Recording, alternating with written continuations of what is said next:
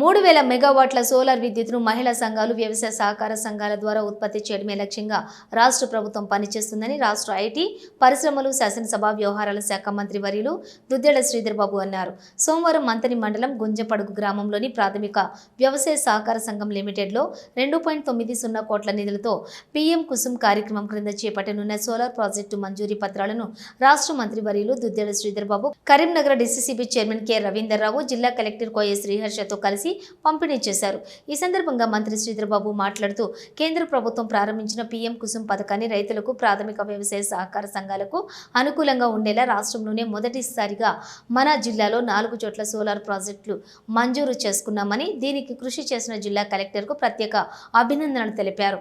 PSCS Manthani, PSCS Appannapet, PSCS Kalva Srirampur, PSCS Dharmaram, PSCS Choppadandi పరిధిలోని solar project ఏర్పాటు కోసం కరీంనగర్ సహకార బ్యాంకు నుంచి 3 కోట్ల రూపాయల రుణం మంజూరు చేసినందుకు సంబంధిత అధికారులకు మంత్రి కృతజ్ఞతలు తెలిపారు.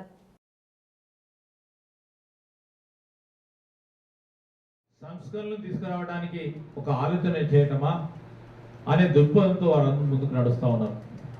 రైతులకు ఇబ్బంది లేకుండా, గృహ వినియోగదారులకు ఇబ్బంది లేకుండా మేమిచ్చిన హామీ ప్రధానంగా విద్యుత్కు సంబంధించి 200 యూనిట్లకు సంబంధించి ఓ పక్షాన ఒక సంక్షేమ పథకంగా 200 యూనిట్ల ఫ్రీ కరెంటు ఇవ్వాలని అందరికీ కూడా ఇస్తా ఉన్న సందర్భాన్ని కూడా దృష్టిలో పెట్టుకొని విద్యుత్ ఉత్పాదన పెంచాలి.